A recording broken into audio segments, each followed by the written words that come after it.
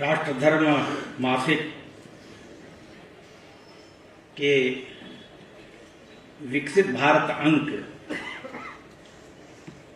इस अंक के लोकार्पण समारोह में उपस्थित मंच पर विधान परिषद के माननीय सभापति आदरणीय मानवेंद्र जी,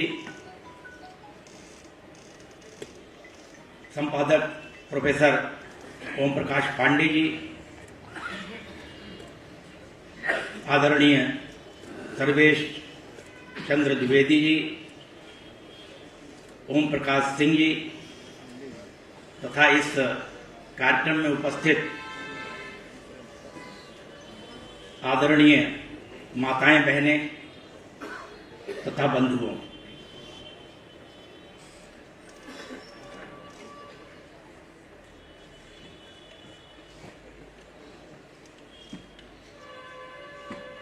प्रोफेसर ओम प्रकाश पांडे जी ने तथा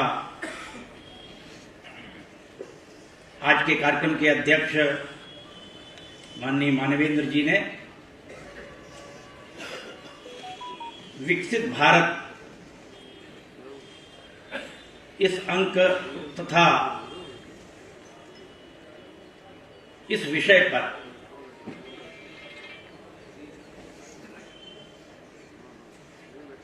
बड़ी सूक्ष्मता से लेकिन गहराई से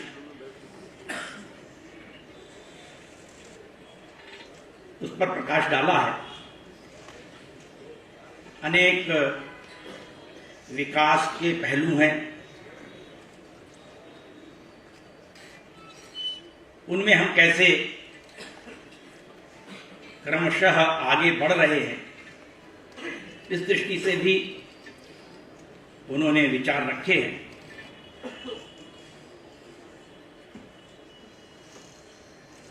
विश्व बौद्धिक संपदा द्वारा प्रकाशित ग्लोबल इनोवेशन इंडेक्स में जो विश्व की 133 अर्थव्यवस्थाएं हैं, उसमें भारत का स्थान क्या है, ये बताया। इन 133 अर्थव्यवस्थाओं में भारत का स्थान वर्तमान में 39वां है, 39वां स्थान है। 2015 में इसका स्थान 81वां था। इन पिछले 9-10 वर्षों में तेज गति से यह प्रगति हुई है, यह इंडेक्स बताता है।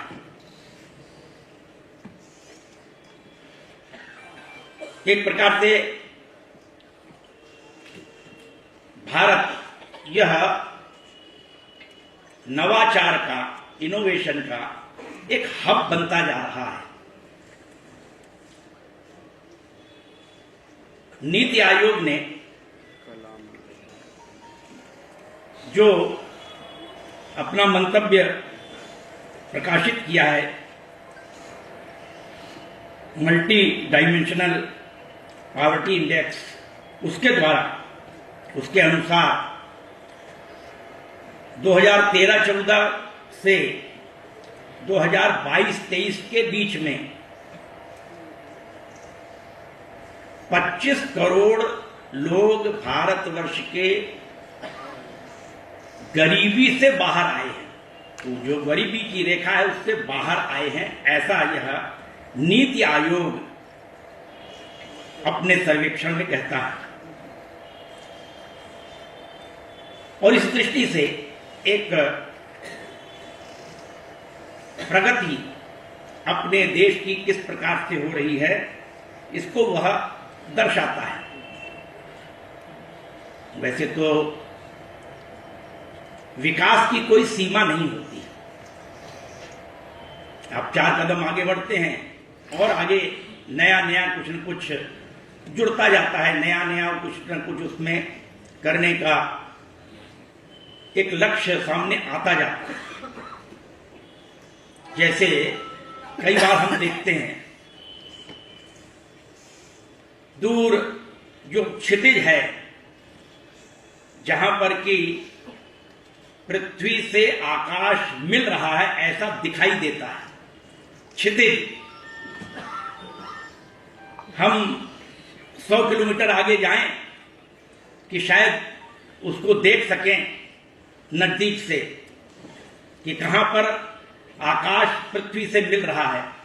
उस क्षितिज को नजदीक से देखें तो आप 100 किलोमीटर आगे जाते हैं, लगता है और आगे चला गया, कभी वो नजदीक नहीं आता, वो और आगे बढ़ता जाता। एक आभास होता है कि वहां मिल रहा है।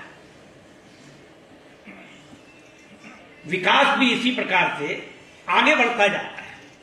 हम नए नए नवाचार के माध्यम से विकास के कार्य करते हैं और जैसे जैसे अपेक्षा बढ़ती जाती है, समाज की आवश्यकता भी रहती है,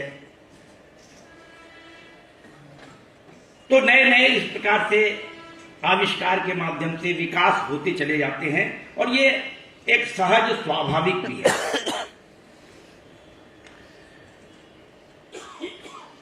माननीय प्रधानमंत्री जी ने स्वाधीनता के 75 वर्ष के अवसर पर यह अमृत काल प्रारंभ हुआ है ऐसा घोषित किया। 2047 यानी 100 वर्ष में, अभी जैसा मानवेंद्र जी ने कहा कि भारत एक विकसित राष्ट्र हो, ये एक समाज के मन में भी इस प्रकार का भाव जगे और सभी मिलकर के प्रयत्न करें तो हम कर सकते हैं। कब तक हम विकासशील रहेंगे? तो विकसित होना, इस नाते से एक लक्ष्य रखा है। हम सब नित्य शाखा में जाते हैं, वहां प्रार्थना करते हैं, तो वहां पर भी हम कहते हैं परम वैभवम नेतमेतत् स्वराष्ट्रम। जो प्रतिज्ञा करते हैं उसमें भी हमने कहा है अपने पवित्र हिंदू धर्म, हिंदू संस्कृति तथा हिंदू समाज का संरक्षण कर हिंदू राष्ट्र की सर्वांगीण उन्नति करने के लिए। अब ये सर्वांगीण उन्नति, हमारे मन में भी ये भाव है कि अपने इस देश का सभी दिशाओं में विकास हो, सर्वांगीण उन्नति हो। लेकिन क्या भारतवर्ष प्रारंभ से अविकसित ही रहा क्या? पिछड़ा ही रहा है क्या? तो हमारे ध्यान में आता है कि ऐसा नहीं था। प्राचीन काल में अनेक ऐसे प्रमाण हैं पूरे भारतवर्ष में, वो फैले हुए हैं। नालंदा है, विक्रमशिला है, कोई हरियाणा में राखी गढ़ी, गुजरात में कच्छ में लोथल। अब ये जो पुराने जो खंडहर हैं, पुरानी जो बसाहट जो दिखाई देती है, पुरातत्व विभाग ने जिसको सबके सामने लाया है, अब ये जो ऐसे स्थान ये बताते हैं कि 7000 8000 वर्ष पूर्व के ये हैं और कितनी व्यवस्थित नगर की रचना है, विश्वविद्यालय की रचना है। तो हजारों साल पहले, 7-8 हजार तो आज ये कह रहे हैं, तो ये रचना कितनी पुरानी रही है। आचार्य धर्मपाल जी, जो कि प्रसिद्ध गांधीवादी विचारक रहे हैं, उन्होंने 12 खंडों में पुस्तक भारत के बारे में लिखी है। उसमें से 2 पुस्तकें एक शिक्षा के ऊपर है, उसका नाम है रमणीय वृक्ष। 18वीं शताब्दी में भारतीय शिक्षा के ऊपर उन्होंने पुस्तक लिखी है। उसमें वे प्रमाण के आधार पर कहते हैं कि 18वीं शताब्दी तक भारतवर्ष यह एक शिक्षित देश था, पूर्ण शिक्षित देश था, जबकि उसके पहले 700-800 वर्ष तक लगातार एक के बाद एक विदेशी आक्रमण होते रहे।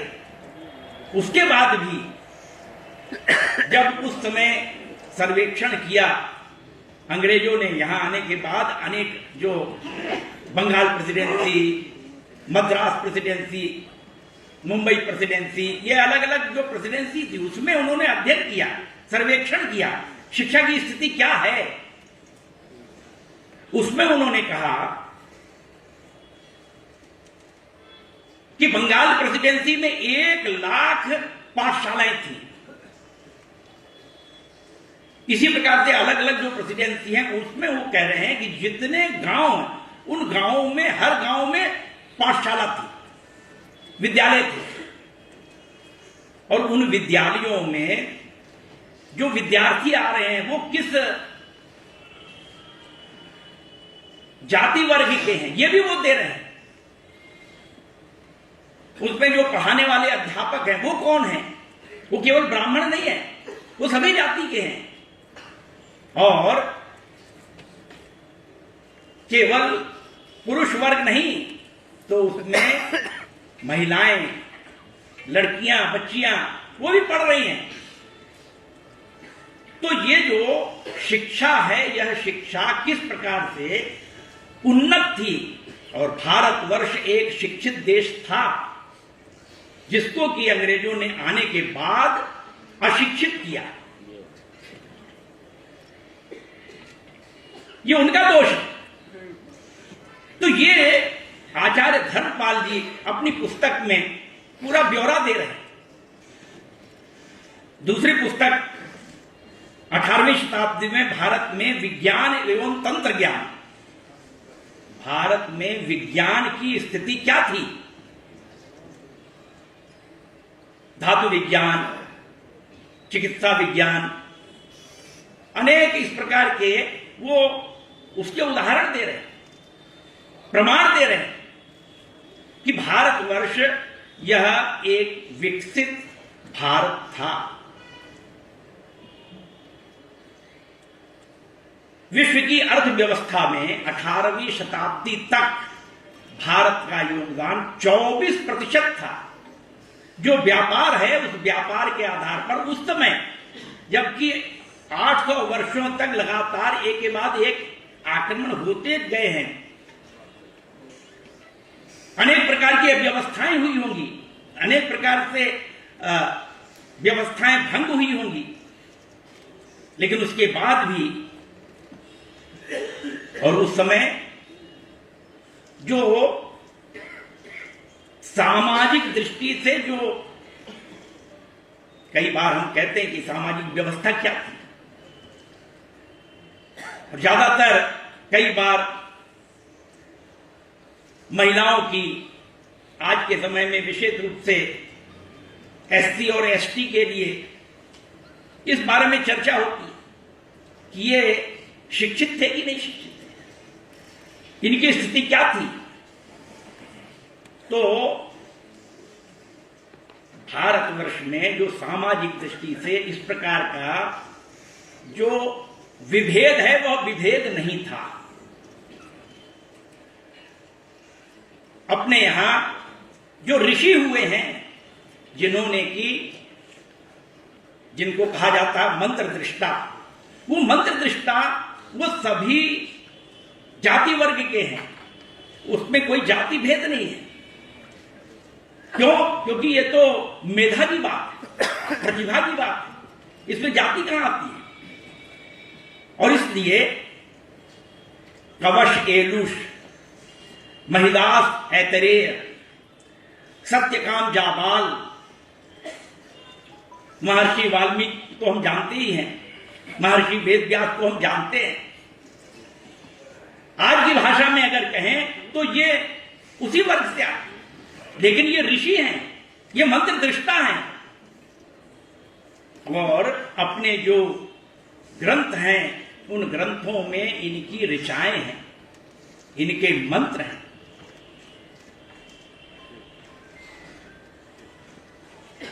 ऋषिकाओं की बात कहें तो सूर्या सावित्री, आज के समय में जो पाणी ग्रहण संस्कार जो होता है, उस पाणी ग्रहण संस्कार में जो मंत्र पढ़े जाते हैं, उस मंत्र की रचयिता सूर्या सावित्री है।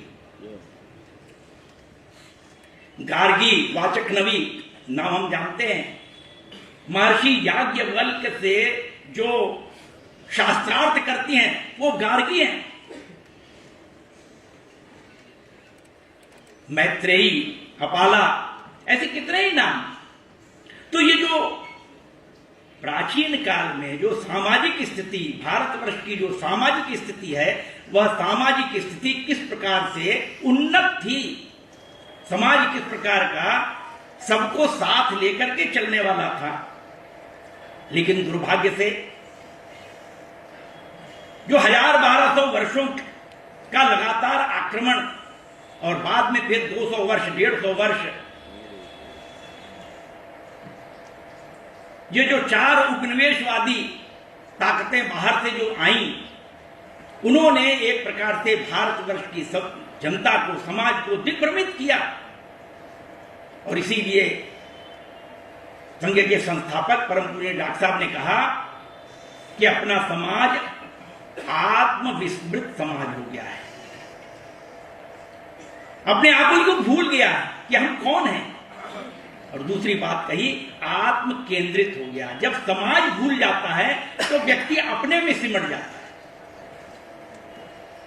सुरक्षा के लिए जैसे कछुआ अपने अंगों को समेट लेता है, उसी प्रकार से समाज ने अपने आप को समेट लिया, आत्म केंद्रित हो गया, और उसके कारण से समाज असंगठित हो गया।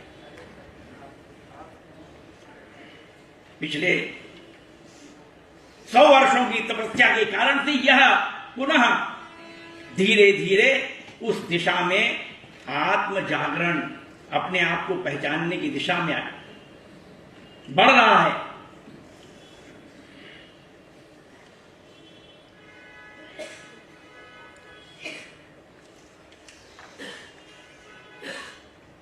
राष्ट्र कवि मैथिली शरण गुप्त ने कहा, हम कौन थे, क्या हो गए और क्या होंगे अभी, आओ विचारें आज हम ये समस्याएं सभी। तो हम अपने आप ही को भूल गए थे, और इसलिए इस 100 वर्ष के लगातार, अगले वर्ष 100 वर्ष संघ के होने वाले हैं, समाज को जागरण, समाज का जागरण करने का प्रयत्न हुआ है। और इसमें अनेक प्रयत्न हुए हैं। जो सबके ध्यान में है वह प्रयत्न है राम मंदिर आंदोलन। 1984 से जो शुरू हुआ, तो वह आंदोलन 2019 में मंदिर बनने का और वह कार्य चल रहा है। राम मंदिर ही क्यों? तो भारतवर्ष यह एक धर्म प्राण देश है, धर्म की भाषा समझता है। और भगवान राम को कहा गया, रामो विग्रहवान धर्मः। राम तो उनका स्वरूप, उनका जो विग्रह है वह धर्म का ही है। और इसलिए कहा, रामो विग्रहवान धर्मः साधु सत्य पराक्रम, राजा सर्वस्य लोकस्य, सभी के राजा है वो, देवानाम एव वासवः, वो इंद्र के समान सभी के राजा है। तो इस प्रकार का यह जो आंदोलन है, उस आंदोलन की परिणति केवल मंदिर बनाने की ही नहीं। तो हम अगर उसके अलग अलग जो उस समय के प्रयत्न चले उन पर विचार करेंगे तो पूरे देश भर में गांव गांव में शिला पूजन क्यों? इसलिए कि समाज का जागरण, गांव गांव में राम ज्योति, समाज के जागरण की। यह देश अपना है। इस नाते से यह एक प्रयत्न लगातार जो चला, प्रारंभ से ही संघ ने भी इसको कहा कि वहां मंदिर बनना चाहिए, वह भगवान राम का मंदिर का स्थान है, जन्मभूमि स्थान है। जन्मभूमि स्थान कभी बदल नहीं सकता। मंदिर तो दूसरी जगह भी बन जाएगा, जन्मभूमि कहां बदलेगी? जन्मभूमि नहीं बदल सकती। और दूसरी बात, धारा 370 जो हटी, अब ये जो विकास की ओर आगे बढ़ने का, यानी जो समाज ने सोचा था उसको एक एक लगातार, इसके लिए डॉक्टर श्यामा प्रसाद मुखर्जी, उनका किस प्रकार का जन जागरण की दृष्टि थी और उनका बलिदान, तो वो प्रारंभ से, और संघ ने भी इसको रखा कि ये भारत का जम्मू कश्मीर ये अभिन्न अंग है और धारा 370 हटनी चाहिए, 35A हटनी चाहिए। अब ये जो विकसित भारत की ओर आगे जाने का विषय है, ये सब चीजें यह इसमें जुड़ती हैं। धीरे धीरे हम एक एक कदम आगे बढ़ रहे हैं और समान नागरिक संहिता, स्थान स्थान पर अलग अलग प्रांत इसके लिए प्रयत्न कर रहे हैं। और आज भारतवर्ष की 5वीं सबसे बड़ी अर्थव्यवस्था भारतवर्ष, कभी 11वीं थी, आज 5वीं है। वैश्विक अर्थव्यवस्था में भारत का योगदान 16% है। इंफ्रास्ट्रक्चर की बात करें, सौर ऊर्जा, पवन ऊर्जा इत्यादि की, तो ये सभी चीजें, कृषि प्रधान देश है भारतवर्ष, तो लगातार कृषि के दृष्टि से भारतवर्ष आत्मनिर्भर हुआ है। हम दूसरे देशों को भी सहयोग करते हैं। कभी हमको जब पाकिस्तान का आक्रमण हुआ था तो अमेरिका से गेहूं मंगाना पड़ा था, लेकिन आज भारतवर्ष एक आत्मनिर्भर है कृषि के क्षेत्र में, शिक्षा के क्षेत्र में, दवा निर्माण का ये तो एक हब ही है। पूरे विश्व में भारतवर्ष की जो चिकित्सा व्यवस्था है वो सबसे सस्ती है, ऐसा कहते हैं। और इस नाते से इस दिशा में जो एक, चाहे वह और टेक्नोलॉजी हो, चाहे वह अंतरिक्ष विज्ञान हो, चाहे सुरक्षा का क्षेत्र हो, सभी दिशा में इस दृष्टि से एक विकास की ओर धीरे धीरे क्रमशः हम बढ़ रहे हैं। ये एक जो विकसित भारत अंक है उसमें भी ये विषय आए हुए हैं। आज जो भारतवर्ष की विशेष रूप से एक टेम्पल इकोनॉमी है, वह जो उसमें अर्थव्यवस्था का की दृष्टि से उसका योगदान 3.25 लाख करोड़ का है पूरे भारतवर्ष में। जो आज एक पूरे भारतवर्ष में स्थान स्थान पर लोग जो है वो और दर्शन करने के लिए भारतवर्ष में सब जगह जा रहे हैं, तो इसका योगदान भी है। केवल यह आध्यात्मिक धार्मिक ही नहीं, ये आर्थिक भी है। देश का विकास हो पर वह संसार के विकास में बाधक न बने, साधक बने। विकास और अभ्युदय की यह भारतीय सनातन दृष्टि है। हम दूसरे को पीछे करके आगे बढ़ने वाले नहीं हैं, हम सहयोग कर सकते हैं, हम सहयोग करने वाले हैं। और इसीलिए वसुधैव कुटुंबकम की बात हम कहते हैं, तो हमने जो यहां वैक्सीन विकसित की, संपूर्ण अन्य देशों को जो आवश्यक इस प्रकार के छोटे छोटे देश थे उनको भी दी। तो ये जो एक भाव है वसुधैव कुटुंबकम का, वह भाव केवल पूर्व नहीं, आज भी दिखाई देता है। और किसी भी देश के विकास के लिए समाज की तैयारी, समाज का मानस, यह बनना बहुत आवश्यक है। और इसीलिए परम पूजनीय सरसंचालक जी ने पंच परिवर्तन की बात ये सबके सामने रखी थी। समाज उसके लिए तैयार होना चाहिए। जहां तक कोई शासन प्रशासन का योगदान है वो तो ठीक है, लेकिन समाज का भी योगदान, समाज भी तैयार हो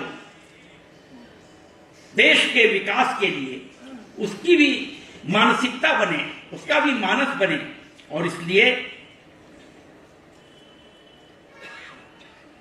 जो 5 बातें रखी, उन 5 बातों में जो पहली बात है वह है स्वत्व का जागरण। हम कौन थे, अपने बारे में और हमारा लक्ष्य क्या है, इसके बारे में स्पष्टता। 2 शब्द अंग्रेजी के आते हैं, एक है स्टैंड पॉइंट, एक है व्यू पॉइंट। हम कहां खड़े हैं, हमारा आधार क्या है, और हम जो देख रहे हैं उस आधार, उस स्थान के कारण से हमको दिखाई दे रहा है। अगर हमारा ये स्थान बदल जाए तो दृश्य भी बदल जाएगा। तो भारतवर्ष के बारे में जो विचार देने वाले थे उनका स्टैंड पॉइंट यूरोसेंट्रिक था, यूरोप केंद्रित था। यूरोप में खड़े होकर के वो भारत को देख रहे थे। मैं यहां खड़ा हूं तो ये माइक मुझसे उत्तर की ओर है और आप वहां बैठे हैं, आपके दृष्टि से ये माइक जो है दक्षिण की ओर है, तो व्यू पॉइंट बदल जाता है। तो उसी प्रकार से जो भारत में रहकर के भारत के दृष्टि से अगर विचार करेंगे तो व्यू पॉइंट बदलता है। जैसे 1857 का जो संग्राम हुआ, संघर्ष हुआ, तो जो यूरोसेंट्रिक लोग हैं, जो यूरोप के लोग हैं जिन्होंने इतिहास लिखा, उन्होंने क्या लिखा? उन्होंने कहा ये तो एक विद्रोह था, सैनिक विद्रोह था। किसके खिलाफ विद्रोह था? अंग्रेजों के खिलाफ था विद्रोह। तो वो उनको विद्रोह लगता है, क्यों? वो यहां शासन कर रहे थे। लेकिन जब वीर सावरकर ने जब पुस्तक लिखी तो उन्होंने क्या लिखा? स्वातंत्र संग्राम था, ये भारत का स्वातंत्र संग्राम था। विद्रोह किस? हम अपने इस देश को स्वतंत्र करना चाहते थे, इसके लिए हमने प्रयत्न किया, ये स्वातंत्र संग्राम है। तो ये जो दृष्टि बदल जाती है, विचार बदल जाते हैं, हम कहां खड़े हैं उसके आधार पर। और इसलिए स्व का विचार आवश्यक है। हम कौन हैं, हमारा धर्म क्या है, हमारी संस्कृति क्या है, अपना राष्ट्र क्या है, हमारी परंपराएं क्या हैं, हमारी भाषा क्या है। तो ये इसके आधार पर जो विचार हैं, जो दृष्टि है, वो बदलती है। और इसलिए भारतेंदु हरिश्चंद्र ने लिखा, निज भाषा उन्नति है, सब उन्नति को मूल, बिन निज भाषा ज्ञान के मिटत न हियो को सूल। तो ये जो भाषा है वो भाषा हमारी संस्कृति को व्यक्त करती है। और इस नाते से किसी भी स्वतंत्र देश के लिए अपनी भाषा आवश्यक है। और जब हम विकसित भारत की ओर आगे बढ़ रहे हैं तो अपनी भाषाओं, भारतवर्ष की सभी भाषाएं राष्ट्रीय भाषाएं हैं, और इसलिए सभी भाषाओं का विकास कैसे हो इस दिशा में, और हमारे इस संस्कृति का, अपने इस राष्ट्र का, अपने इस समाज का विकास किस प्रकार, तो उसमें स्व का भाव, उसकी पहचान, उसके लिए काम, ये हमारा समाज है, ये अपना समाज है, इसके लिए कार्य करना। दूसरा विषय लिया नागरिक कर्तव्य। हम स्वतंत्र देश के, भारतवर्ष के हम नागरिक हैं, और इसलिए हमारा कर्तव्य क्या है, इस नाते से उसके लिए सचेत होना, उसके लिए जागरूक होना, कर्तव्यों का बोध होना। पंडित दीनदयाल उपाध्याय जी का एक उदाहरण आता है कि पंडित दीनदयाल उपाध्याय जी ट्रेन में यात्रा कर रहे थे, संयोग से परम पूजनीय गुरु जी भी उसी ट्रेन में जा रहे थे। दीनदयाल जी तृतीय श्रेणी के डिब्बे में बैठे थे। गुरु जी से मिलने के लिए वो प्रथम श्रेणी के डिब्बे में गए, वहां बात करके और फिर वहां से लौटे। लौटने के बाद वो टीटी को खोजने लगे, कहां है। जब वो मिला तो उससे कहा कि मैं इतने देर तक 1 घंटे वहां प्रथम श्रेणी के डिब्बे में मैं बैठा था और इसलिए उतना पैसा आप हमसे ले लीजिए। उसने कहा ठीक है, आप गए थे तो क्या दिक्कत हुई, वो आया, वो नहीं ले रहा। दीनदयाल जी का नहीं, वो लेना चाहिए आपको, और वो उन्होंने दिया। अब ये एक आत्मानुशासन, पंडित दीनदयाल उपाध्याय जी, इसी प्रकार से अनेक घटनाएं। तो ये जो स्वयं का अनुशासन, स्वयं उस नियमों का पालन करना, ये हमारा देश है। और इस अपने देश के लिए हमको दूसरों को केवल दोष देते रहना, इससे काम नहीं चलेगा। तो हमको कड़ाई से जो नियम है, जो अनुशासन है, उसका पालन करना चाहिए, इस नाते से प्रयत्न करना चाहिए। तीसरी बात है कुटुंब प्रबोधन की बात। भारतवर्ष में परिवार यह एक विश्व के लिए एक अबूझ इस प्रकार की एक कल्पना है। अन्य विश्वों में इस प्रकार की कल्पना नहीं, लेकिन भारतवर्ष में समाज की जो छोटी इकाई है वो परिवार है। और परिवार यह तो प्राथमिक पाठशाला है, संस्कार का केंद्र है। वहीं से मिलजुल करके रहना, एक दूसरे से बात करके खाना, एक दूसरे की चिंता करना, परस्पर संवाद करना, जो आज धीरे धीरे धीरे करके कम होता गया है। और केवल परिवार नहीं तो अगल बगल के अड़ोस पड़ोस, हम जिस और बहुमंजिली इमारत में रहते हैं वहां अगल बगल एक दूसरे की चिंता। अब ये कोरोना पीरियड जब था उस समय इसकी बहुत आवश्यकता ध्यान में आई लोगों को। थोड़ा सा दाएं बाएं गए तो पता लगा कि बगल वाले बहुत तकलीफ में हैं, तो बहुत निकले, काम किया, हम सबको मालूम है। तो ये जो परिवार व्यवस्था है, उस परिवार व्यवस्था के कारण से अपने जो संस्कार हैं, जो अपनी संस्कृति है, जो हमारी परंपरा है, वो कायम रहती है, वो मजबूत होती है, सशक्त होती है। उसके कारण से ही जो नई पीढ़ी है वह नई पीढ़ी अपने इन हिंदू संस्कारों को लेकर के आगे बढ़ती है। वह संवाद, वो परस्पर संस्कार का विषय वो कैसे चलता रहे, और इस नाते से समाज को जागरूक करना। अगर हमको अपने राष्ट्र को, देश को विकसित करना है तो हमको अपने जो मूल्य हैं उन मूल्यों को बना करके रखते हुए आगे बढ़ना है। केवल आर्थिक दृष्टि से हम समृद्ध हो जाएंगे ये कल्पना नहीं है। तो आर्थिक दृष्टि से तो हम होंगे, लेकिन अपने मूल्यों को भी हमको संजो करके रखना है, उनको भी सशक्त करना है, और उसका आधार है परिवार। जो सामाजिक समरसता है, जो मैंने कहा कि पहले से अपने यहां भारतवर्ष में रहा है ये, लेकिन बीच का काल ऐसा आया कि जिसमें हम ये ऊंच नीच, छुआछूत, अस्पृश्यता, अनेक इस प्रकार की बातें आई।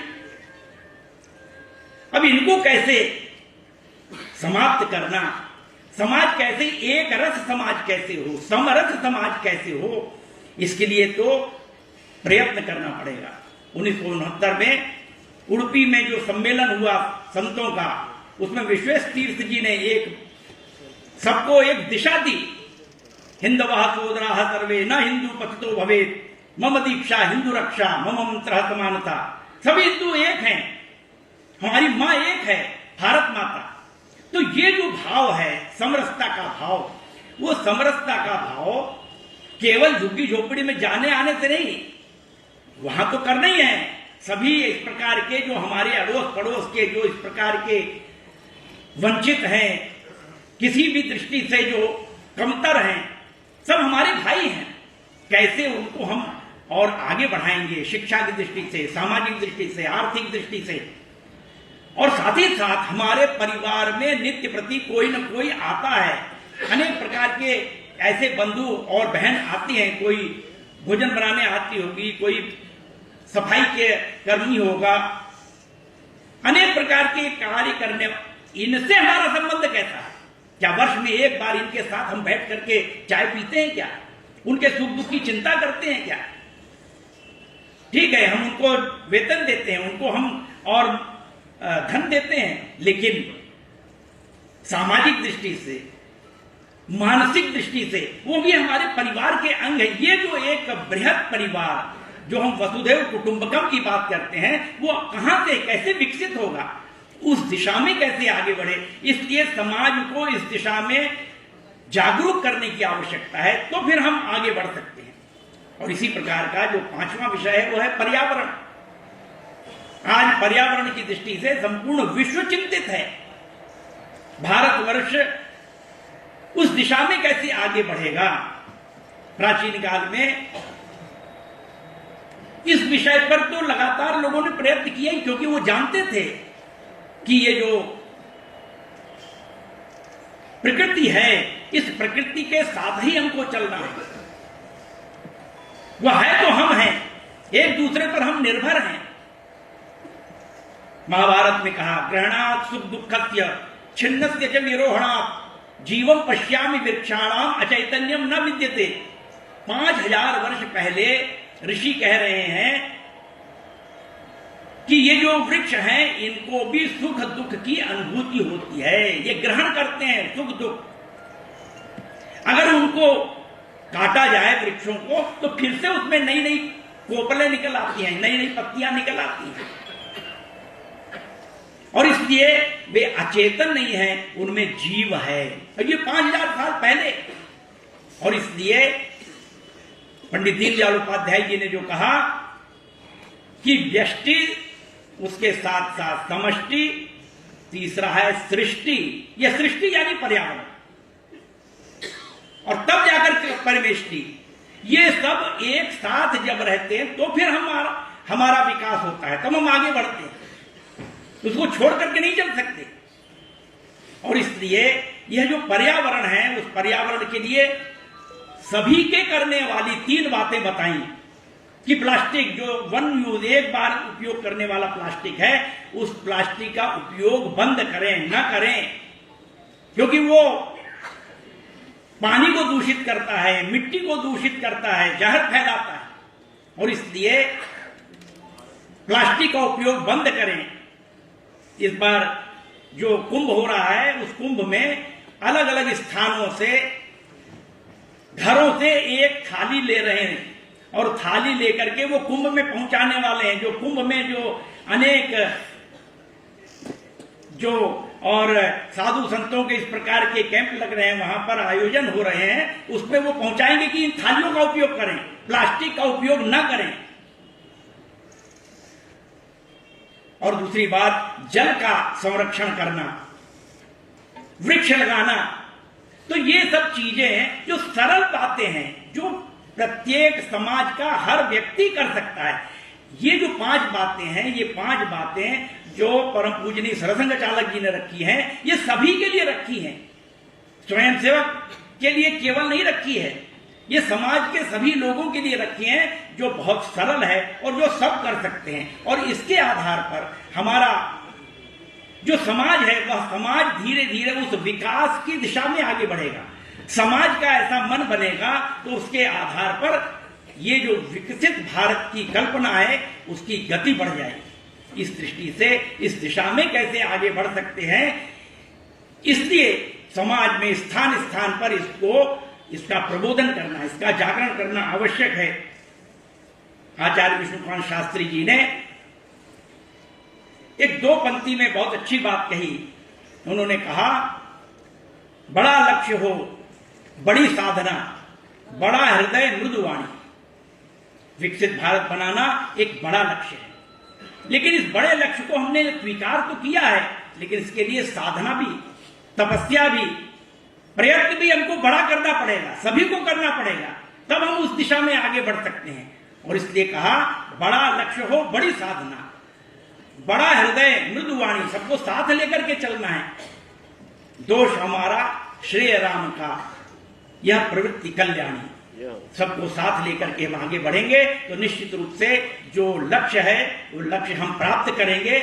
यह हमारा संकल्प है सबका, पूरे भारतवर्ष का, जन जन का यह संकल्प बने, इस दिशा में हमको प्रयत्न करने की आवश्यकता है। धन्यवाद।